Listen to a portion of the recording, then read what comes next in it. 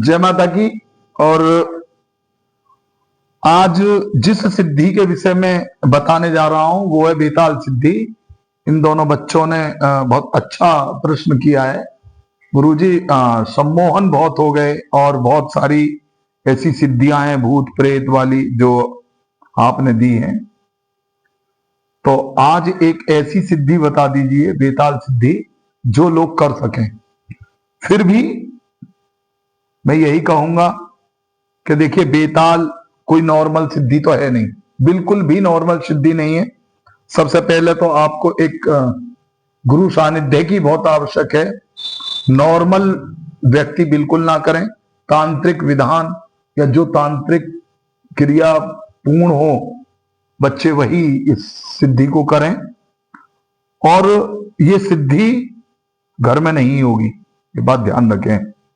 ये सिद्धि होगी या तो किसी शमशान के पीपल के नीचे, अथवा किसी ऐसे चौराहे वोराहे या थोड़ा सा जंगल में जाके जहां कोई पीपल हो, वहां पर ये सिद्धि होगी। और ये बात विशेष ध्यान दें कि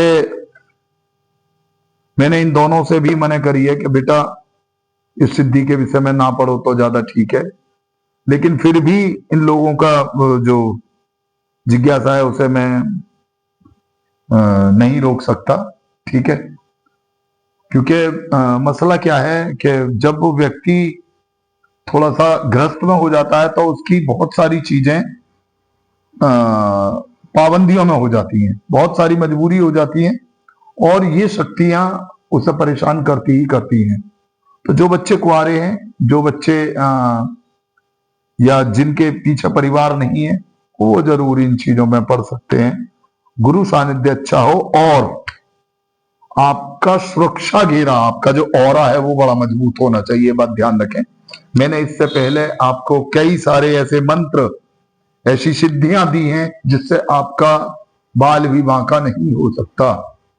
तो आप उन सिद्धियों के माध्यम से, उन घेरों के माध्यम से अपने चारों ओर ऐसे घेरा काटने सबसे पहले। दूसरा, एक ऐसे पीपल का चुनाव करें या ऐसे शमशान का चुनाव करें जहां पर कि कोई पीपल हो, ठीक है। पीपल बड़ा होना चाहिए थोड़ा सा, ऐसा ना हो कि बच्चा पीपल हो और आप वहां चढ़ जाएं, ध्यान रखें। पुराना पीपल होगा उतनी ही शक्तिशाली चीजें आपको अर्जेंट अर्जेंट बिल्कुल एकदम प्राप्त हो जाएंगी। समझ में आ रही है बेटा? हाँ, तो ये बात विशेष रूप से ध्यान दो आप, ठीक है। आपने ये पूछ तो लिया है, लेकिन मैं फिर भी बार बार आपसे यही कहूंगा कि बेटा जब भी करो, एक तो पहले सानिध्य ले लेना ठीक से, मतलब बता देना, ठीक है। तो नजर बाकायदा रखी जाएगी, एक तावीज वगैरह भी आपको दिया जाएगा सुरक्षा के लिए। दूसरा, उसके उपरांत जो मैंने आपको ये सुरक्षा घेरा पढ़ाया है, ठीक है, उस सुरक्षा घेरे को आप अच्छी तरीके से काटेंगे, ठीक। फिर उसके बाद में आपको ले लेना है फूलों की माला, बतासे, 5 बतासे, सेंट इतर की शीशी, देसी कच्ची शराब, मांस मदरा जो भी है कि पूरा भोग और लेके और आप शमशान में चले जाएंगे, ठीक है। और ये ध्यान रखें, ये सिद्धि जो चालू करेंगे, ये जो आप पूजा चालू करेंगे, ये करेंगे या तो शनिवार से या इतवार से। और यदि शनिश्चरी मावस हो तो बहुत ज्यादा पावरफुल रहेगा, ठीक है। बेताल की सिद्धि नॉर्मल बिल्कुल भी नहीं है, ये बात ध्यान रखें बिल्कुल अच्छे से, ठीक है। बेताल बहुत उग्र होता है, रूपों का वर्णन बड़ा विकराल है, ठीक है।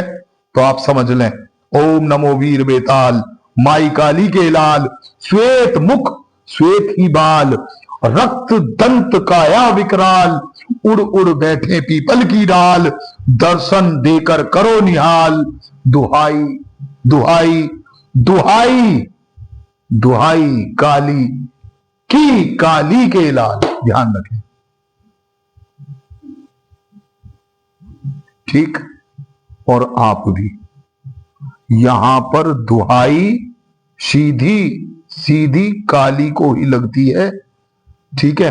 आप काली की दुहाई लगाने के बाद में फिर 3 बूंद अपने रक्त की देंगे, ये जरूरी है, ठीक है। हर शनिचर को आपको ये रक्त की बूंद आपको देनी है। 21 दिन की साधना है, 21 दिन में ये बात पक्की है।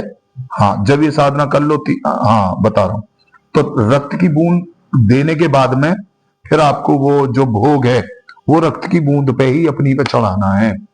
ठीक है, ये ध्यान रखें। जैसे ही आपने पूरी माला जप ली, 7 माला जपनी है आपको एक दिन में, ठीक है। जैसे ही आपने ये मंत्र की पूरी माला जप ली, ओम नमो वीर वेताल भाई काली के लाल, ठीक है, ये पूरी माला जपने के बाद में फिर अपना नाम बोलेंगे नीचे, ठीक है।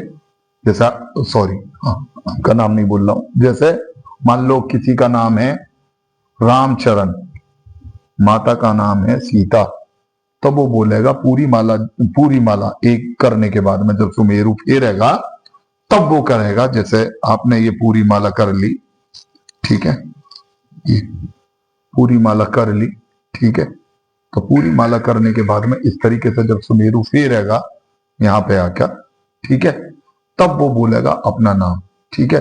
पहले अपनी माता का नाम, फिर बोलेगा पुत्र फला।